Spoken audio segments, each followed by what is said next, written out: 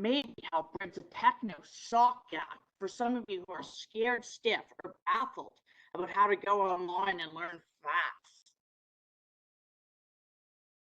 We'll get started now. Autism in a nutshell. Many of you will have heard of autism. Rain Man, Good Doctor, Temple Grandin, Greta Thunberg's autism states. Is it a disorder? A superpower? We're talking about a range of very different conditions. For instance, I attended a genetic seminar a few years back and was shocked that hundreds of genes may contribute. The main overlap between these groups of conditions that we can all agree on is that generally autistic people have these characteristics or differences. Differences in verbal and or nonverbal communication, intense fixation on certain subjects, behaviors, hand flapping, talking about Minecraft, wanting the same supper every Saturday. Sensory processing difficulties, sometimes, or differences more so than difficulties. Sometimes avoiding sensations, sometimes seeking others.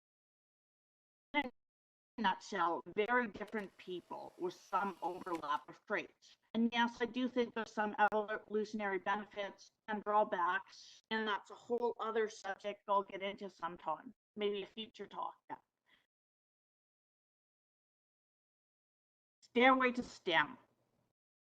Stairway to STEM is an educational technology media firm which helps with the transition of autistic students from high school to post-secondary institutions.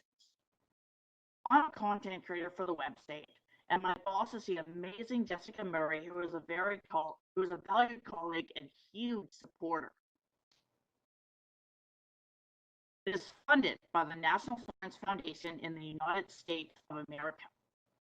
Of course, the wonderful thing about technology is I'm up here in Canada, and I've worked for them for almost 2 years without ever getting on a plane. Some of the people know my favorite flying.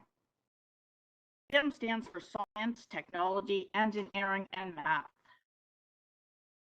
Stairway to STEM also has their own awesome website. As you see, I'm posting a link here. You can click on it and see more cool stuff later on at www.stairwaytostem.org. where you can see some of the content my amazing colleagues and I have created. And I'll show you a little bit of that in this presentation too.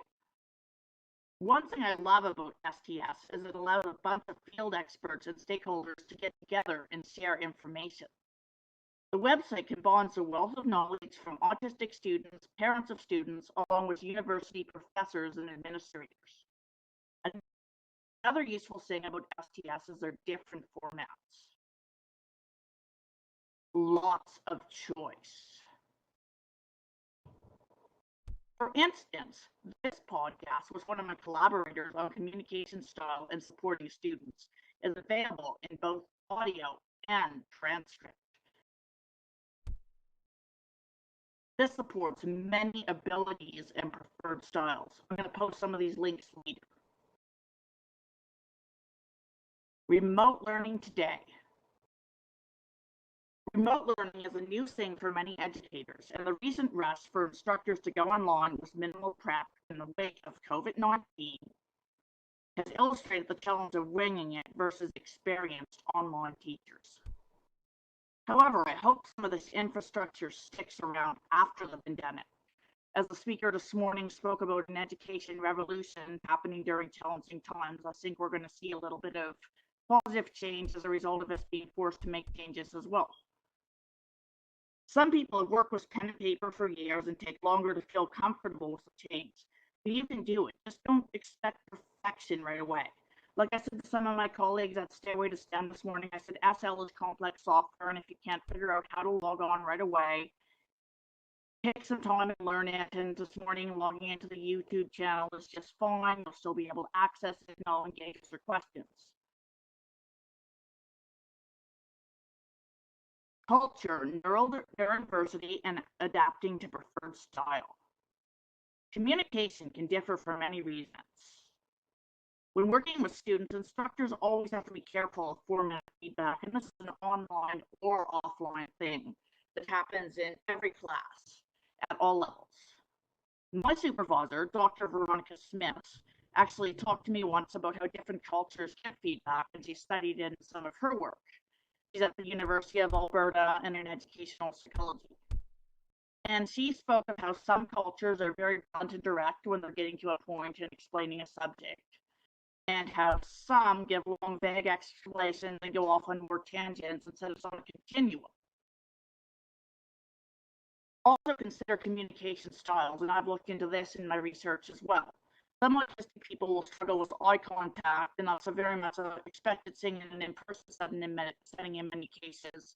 And also, I consider that it's rude in some cultures or religions to look instructors in the eyes, and that creates some additional complexity in in-person settings. Some students may find virtual spaces easier to learn in, whereas some may prefer face-to-face. In any course, consider ethics of subject matter. For instance, if teaching an autism seminar, consider students on the spectrum maybe in your class. And keep discussions and subjects respectful and inclusive. I have a podcast later on I'm going to paste at the end that shares with one of my colleagues. Maybe you can get those links out later. But for now, I want to keep going. Communication style example. This is an example from a podcast I did contrasting my autistic campus experience to that of my friend, lifelong mentor, and collaborator, Dr. Malika Shalaman, who is a German immigrant. I am saying how I prefer direct feedback and find some things intended to be polite, misleading, or ambiguous. She responds by saying in her German culture, direct and blunt feedback is considered helpful rather than rude.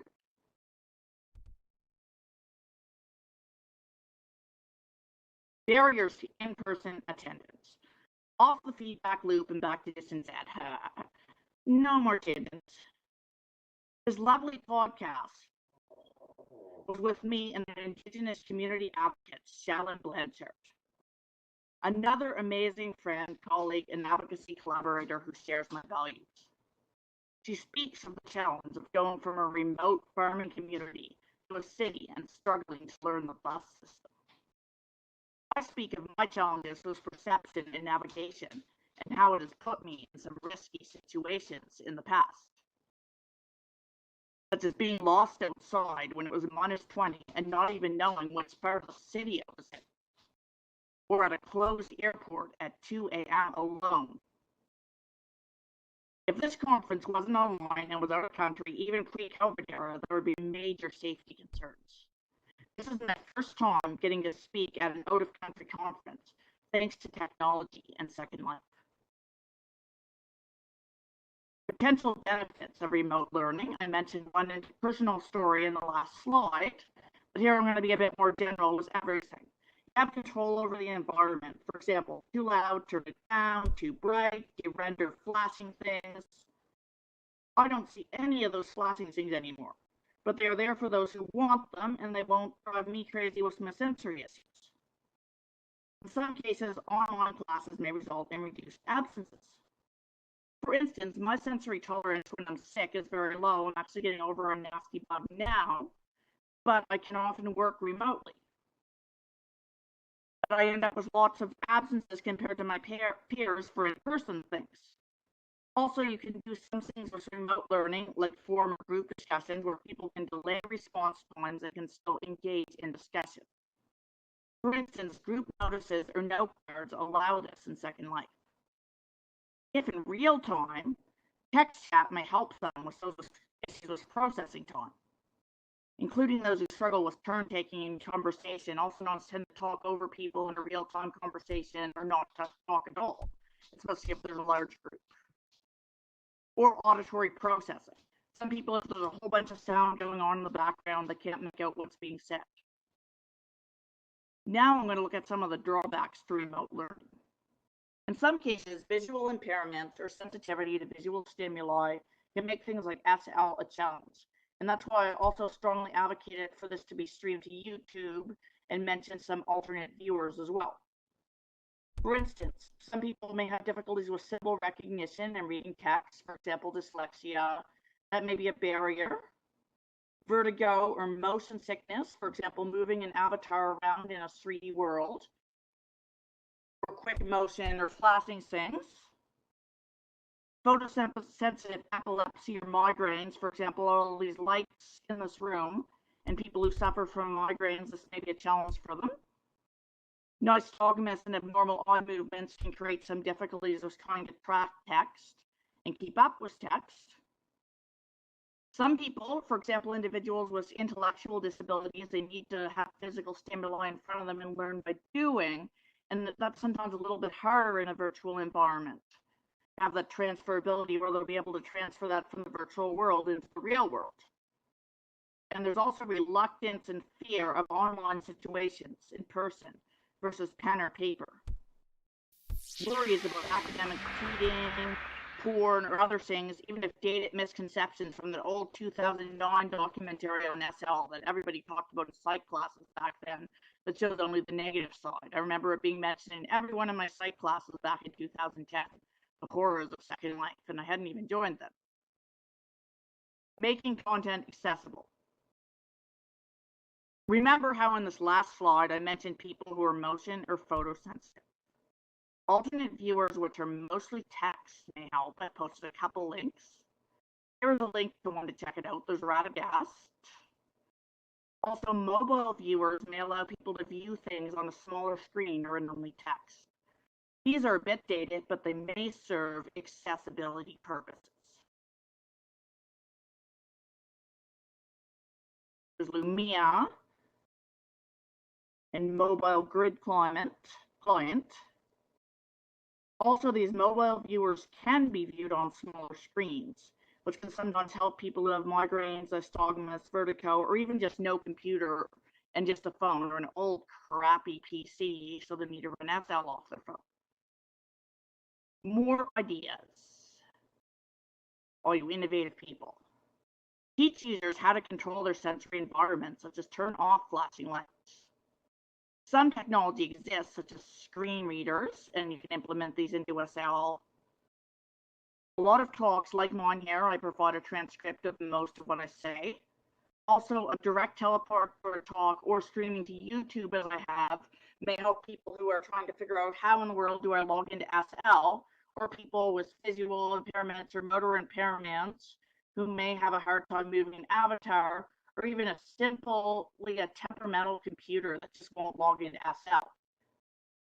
And also for those teaching courses like chemistry, consider online sessions can be mixed with kits or supplemental materials that are mailed to the students if you're looking at distance ed. For example, in high school chemistry, they have some kits that were sent to students, but certain stuff you can't have in your home. You don't want kids blowing up the house or college students blowing up the house. Also, student choice is good. Allow multiple ways to respond. And I think the person this morning really illustrated that well was Rob in his talk. And these are, I'm going to briefly mention some other software that's used for distance education. SL isn't the only place. We have all of these Skype, Google Hangout, Zoom, and several other video chat platforms and virtual worlds. Mix it up a bit and use more than one for your class. Helping educators new to remote education. I think it would be useful to have some Second Life emitters specifically for training educators and some directories of tutorials for instructors. Reduce the confusion a bit so infrastructure is more on people's faces and they don't have to go digging. Making lemonade, and here I'm talking a lot about the teachers dealing with the COVID crisis and professors trying to go online right away. Some situations involve winging it, but as this year, a bunch of teachers and professors are scrambling to go online to finish a term that ends a month or less from now, depending on where you're at. Some people are working half sick and self-isolating. Also consider situations where a professor may be asked to teach a course outside of their area. Yes, exactly, Beth. But as a graduate TA teaching a course that they haven't taken and have to learn by the seat of their pants. Nobody expects perfection in these circumstances. No matter what, you will never make everyone happy. You've done a great job if the majority of your students are happy. is spelling SL misconceptions. SL is like anywhere else online, and people can make anything, from educational content to the darkest of dungeons to anything in between. No need to be afraid. Sure, did anybody catch that typo in the slide? Let's see how awake we all are. On the typo. At least the typo was not something inappropriate. Example right in front of you of imperfection in online teaching. I've been winging it a month where I've been semi-on, in a month where I've been semi-on well, just got my voice back a week or two after coughing fits and laryngitis. So glad this wasn't last week, or you probably wouldn't be able to understand what I was saying and I'd be coughing nonstop. And things are still turning out pretty good. I bet nobody would even thought anything of the typo had I not mentioned it. Show me perfection in education, and I'll show you a unicorn. You're doing fine. Now into some ideas for using technology in the classroom like Second Life. And if you have high school classes, Linden Labs actually offers sponsored regions that will keep teens off the rest of SL. There are even discounts for educators right now. I'm going to post a link here to some of the educator discounts that are going on for schools. Also consider sponsored regions using Second Life for drama classes or plays and taking advantage of special effects. Class discussions or debates on voice or text. And if you can script or code, hire someone to lab demonstrations. Or set up things to sort of be unique for your class. Some simulators and virtual tours also exist. From landmarks of real-world historic sites. One time I went on the tour of a former World Trade Center towers and was neat to see a replica, as I never got to see the real thing when it was there. And I've also seen a tornado simulation where they're able to demonstrate the physics. Also consider having students code or learn Blender or Photoshop to learn content creation. Note, sponsored regions can be used for 8 to 13 and up for schools. General rated sims can have 16 and 17-year-old students on them. And for those watching the live stream, I will get to your questions at the end and a little bit during the question period as well. So none of you are left out. For students 18 and over, you can use any sim for your learning environment. However, I would advise against some for obvious reasons. Certain places you don't want to bring students. Question time. Now here's where we're going to have some fun.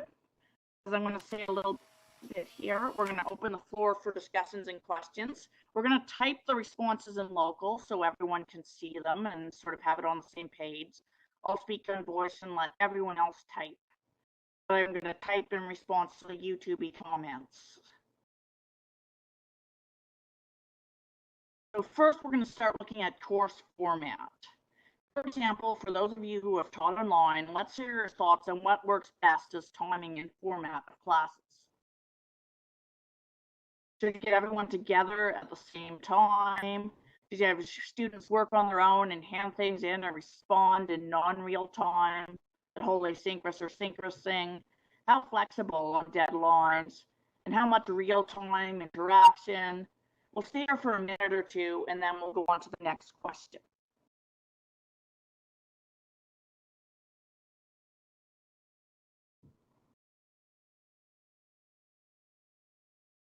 I'm going to check into my stream and see if anyone's saying anything.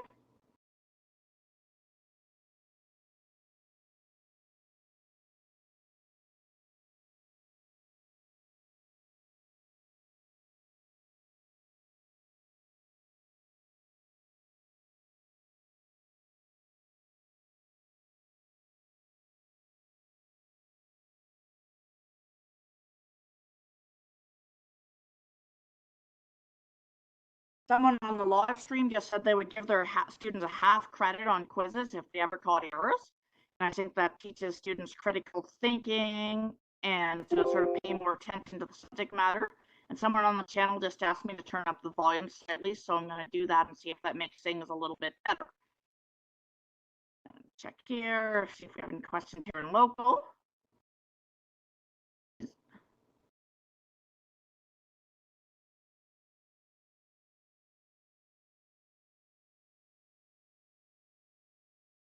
That's a great idea also. My instructor on seminar in autism would do that often, where we'd watch a video and then we'd engage in a discussion on it.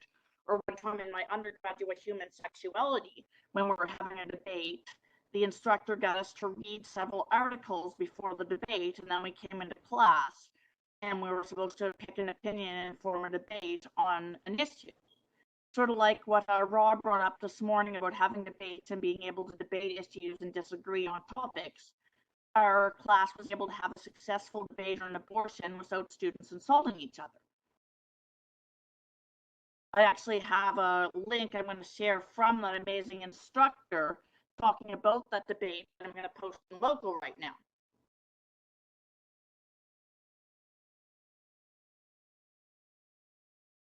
Going to it, debate in college STEM class and hot topics.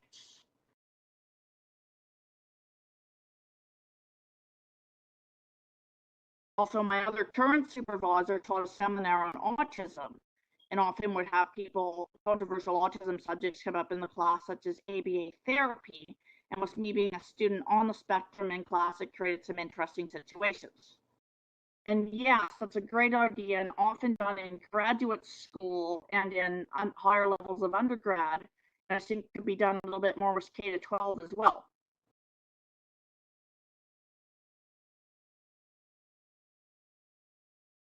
I think we're going to move on to our next question now. And I'm just going to look and see if there's any more things on the channel. Okay, we're good. On to our next question. And we touched on this a little bit in the first question, but we can go into it a little bit further now.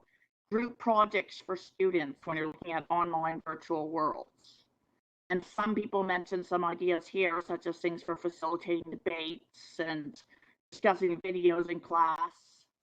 But if anyone has any more ideas, you can throw them into this one. I will also check the live stream to see if anybody is responding on the live stream as well.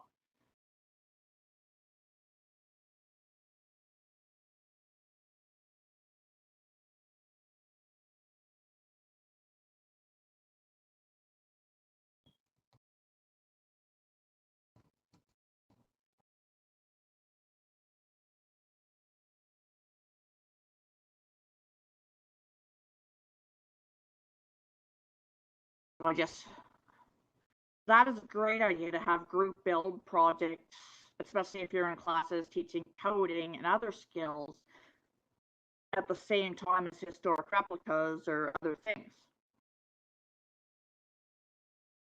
That could be useful in so many subjects, everything from science to history.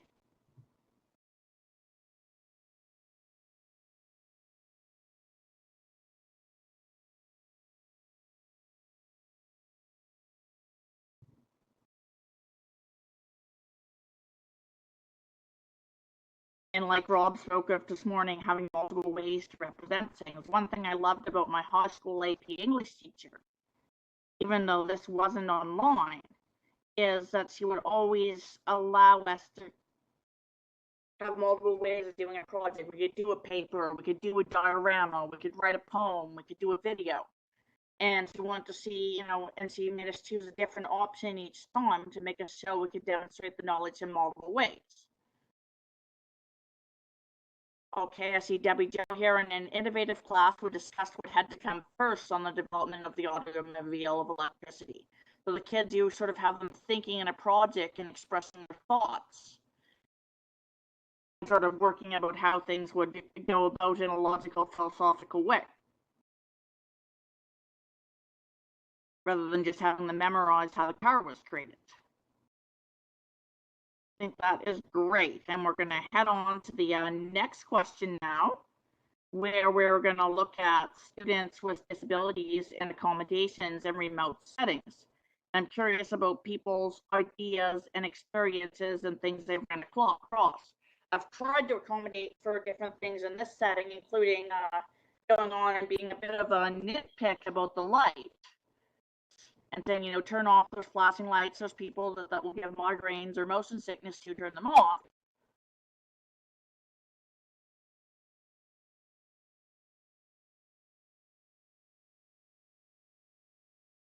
I think as far as this, an instructor should let students know at the beginning of the class that they can come to them with concerns, just like in an in-person class.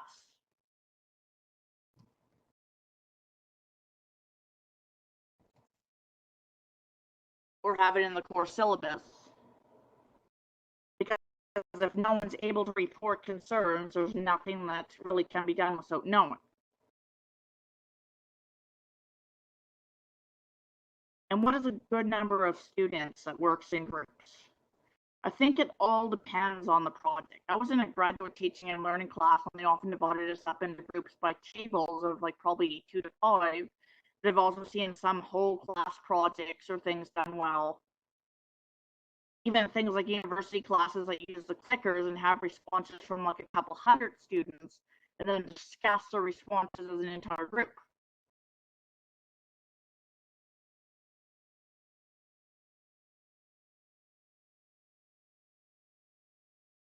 Kiki, I see your question, and one thing I would be thinking is if you notice a student's not participating at all, or seems to be not, handing in material or whatever the format, maybe ask them, is there anything I can do to help support you in this class?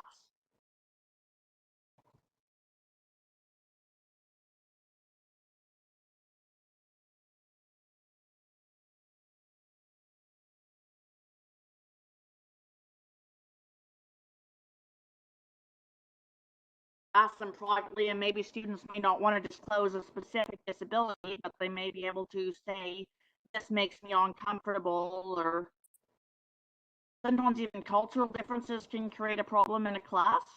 For example, in one of my graduate teaching and learning sessions, there was a young student who was from a culture where it was considered disrespectful to look at women. He was from Saudi Arabia, and he would always look down at his desk, and the teacher would take him as uninterested or being disengaged in the class.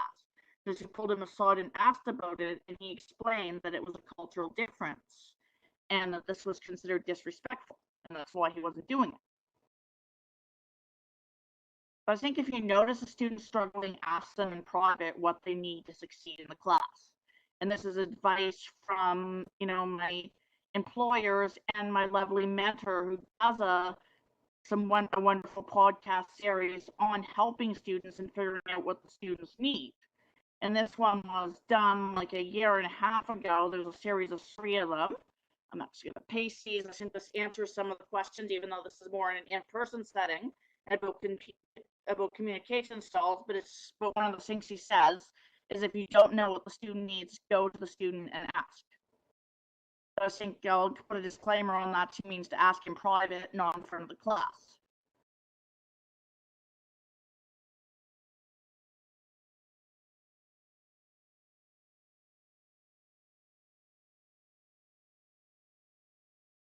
And anyone have any other questions or ideas? I'm going to check the live stream also. Oh, yes, I see points on digital citizenship and game-based learning.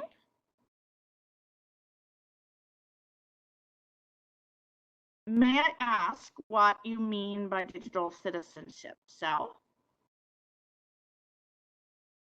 You mean like cheating in virtual environments or bad sportsmanship or how to treat others? Can you elaborate a little bit?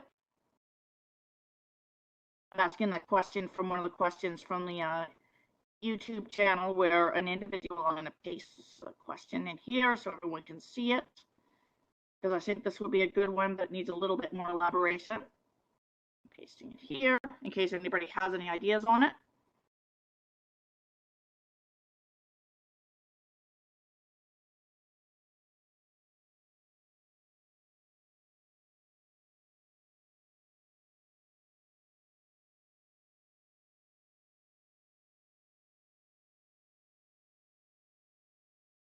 I'm gonna paste this individual's response in the chat here so other people can search it. This is a topic that could easily be Googled and people could find some interesting things on, but it will go a little bit out of our scope if we keep on this trend.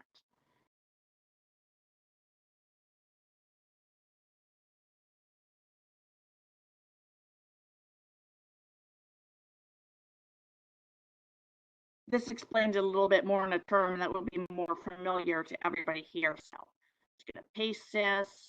I think this is a really good comment and sort of elaborates in layman's terms that everyone will be familiar with, which I'm thankful for. Game-based learning is DBL.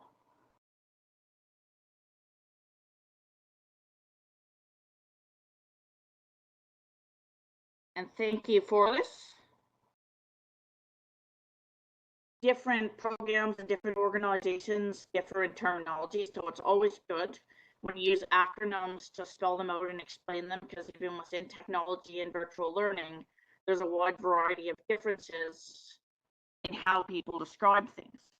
People can even debate, for example, in autism, what's the best way to refer to autism, with some people wanting to say autistic and some people wanting to say person with autism, and debates between educators and self-advocates. And honestly, as a self-advocate and a researcher, it makes my head spin a little bit.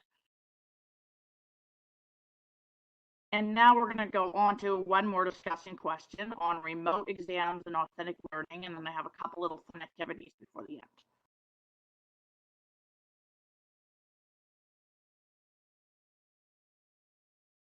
Okay, let's flip through all these because we sort of went through these already. I'll paste them here so people have them.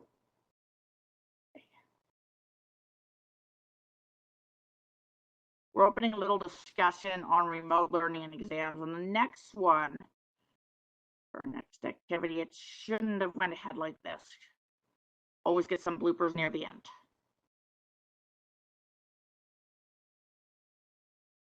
So I'm going to start here with remote learning and exams. A super unrealistic scenario was a closed book exam. Remote exam and expect everybody to listen and not to cheat. Does anyone think that's going to happen?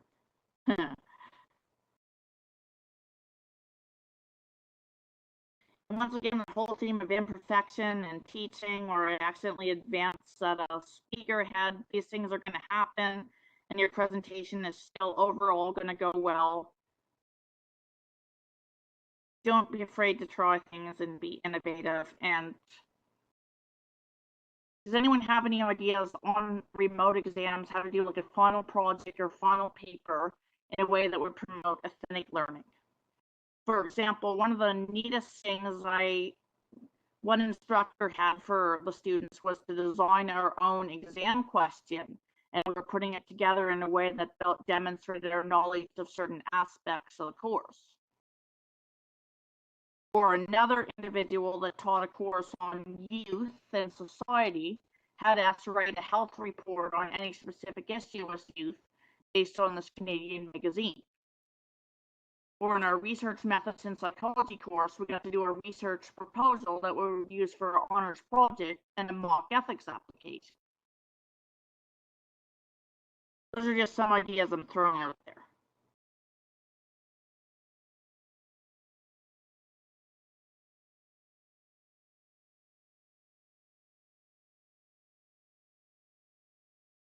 And thanks to Anna for mentioning that there were 2 good sessions on ethics on the last day.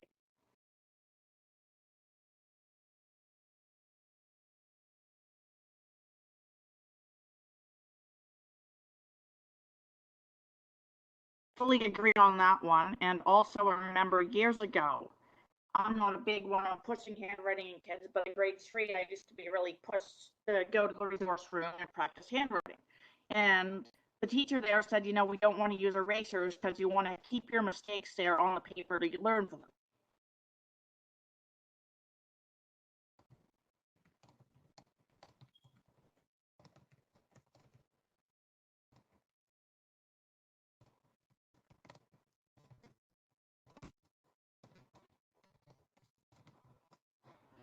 And that's one thing I noticed on academic Twitter and some of the pages, is a lot of instructors feared online learning because they fear technological errors.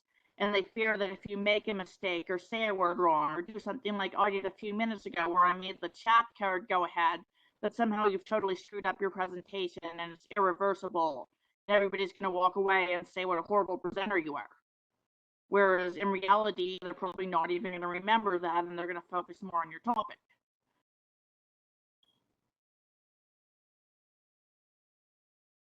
Now we're going to go on to our memory lane post.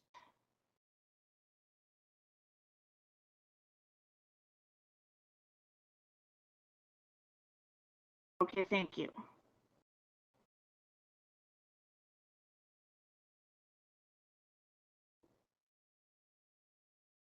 Okay, I'm just going to paste a comment from the live stream here. Right, looks like we got another question. The students with different abilities have similar or unique experiences with virtual worlds. I can see how a child with autism or ADHD may experience it differently.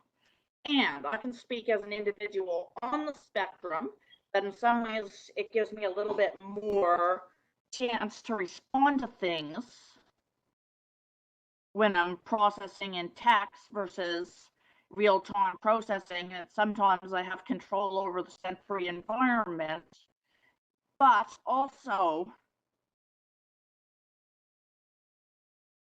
I think it's really individually dependent. Some people without direction can get addicted and into problematic behavior or are more prone to being victims of scams or things by ill-intentioned people, or to make social mistakes and be in groups with other people with poor social skills and feed off of each other,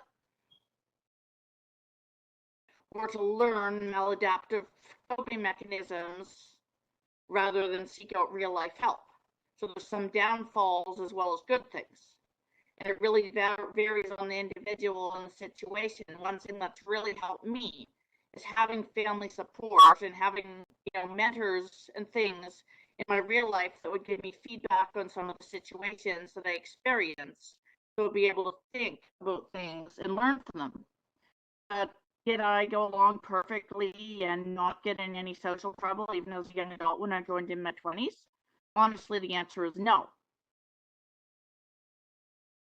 But did I learn from it, and did I make friends in the process? The answer is yes.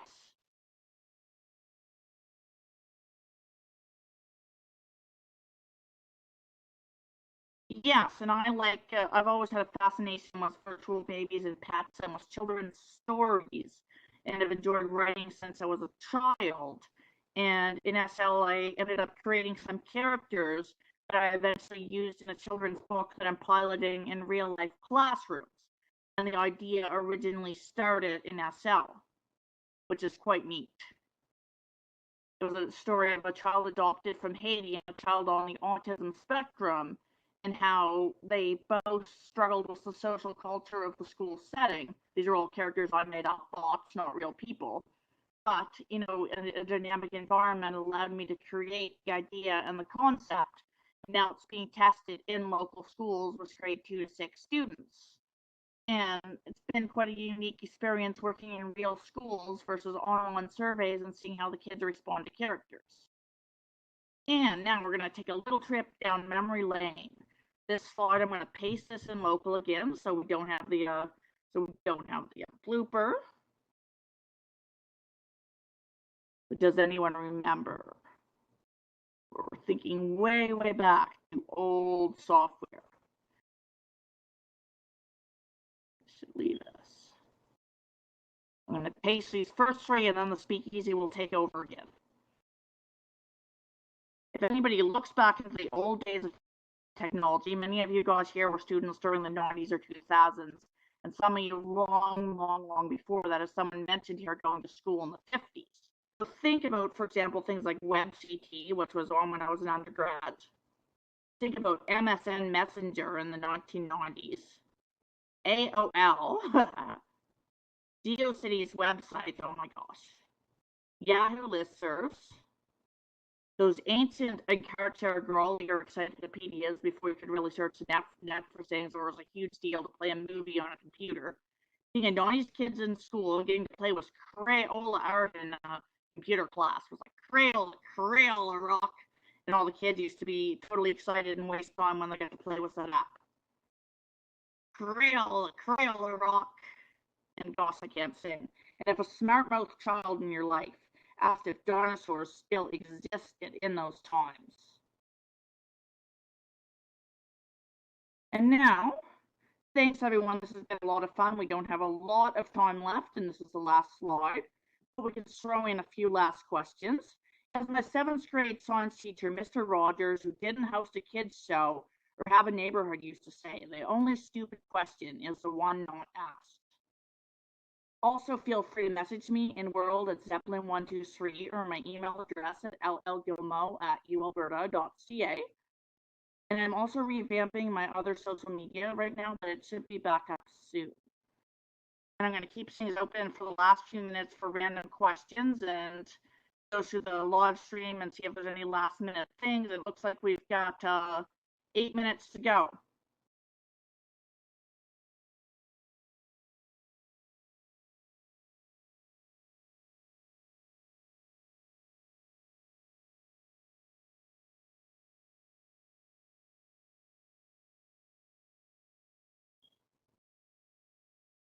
Okay, I'm pasting one of the questions from the live stream in here so people can see it, and I'm also going to read it. This person, Deanna, she talks about students setting up a rude private chat channel when when this teacher set up chat software for her students. And yes, that is an issue with all software. For example, when I was back in school, some students used school email to send offensive pictures and messages, even back in the 90s.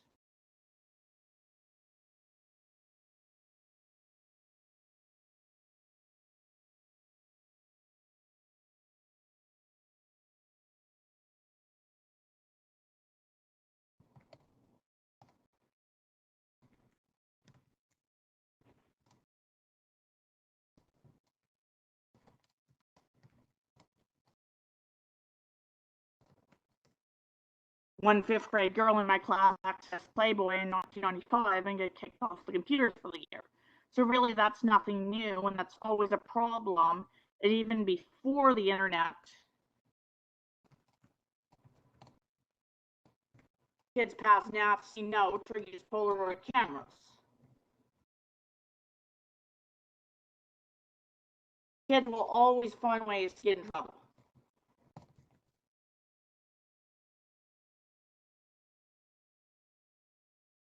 Anyway, I'm going to check the stream one more time and see if there's any last minute comments. And then I'm going to say thank you to everyone.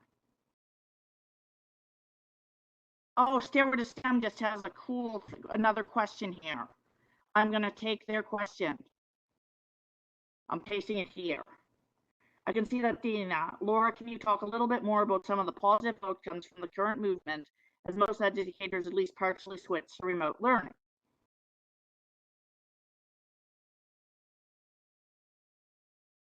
I think some of the positive outcomes from this current movement is that it'll make it more accessible, as I mentioned earlier in the presentation, to students with disabilities to whom attendance is an issue.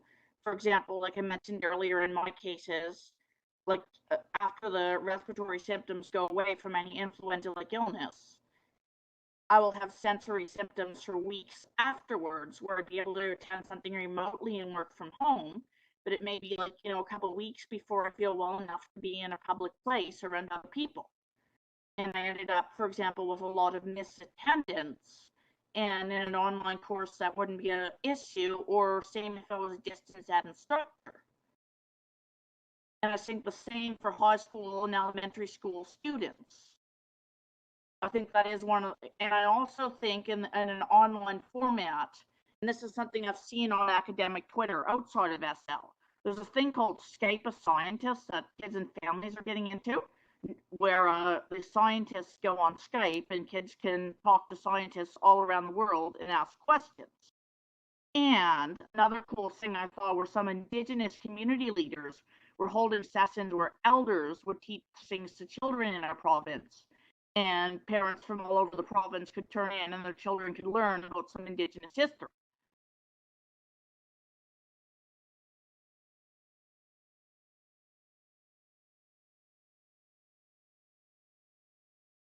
I'm just typing some of this in local.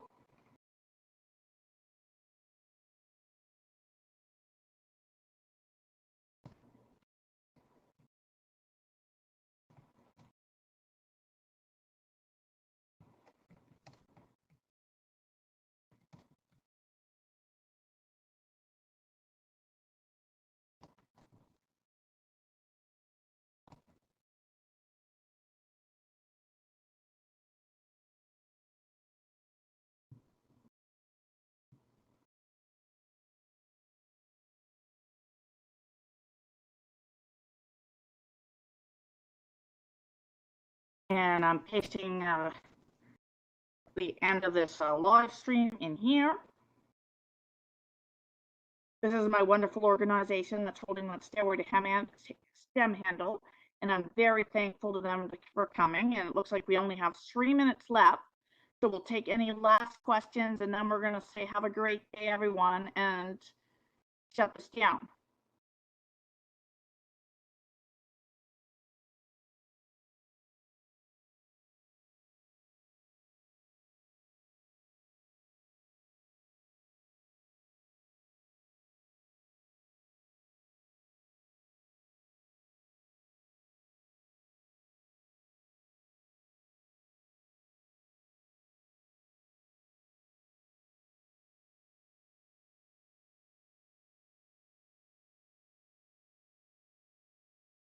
Thank you to everyone, and have a wonderful rest of your day and rest of your conference. I'll be around. Feel free to message me. I'm going to teleport out and zone out, but anyone who wants to message me can. And feel free to add me if you want to.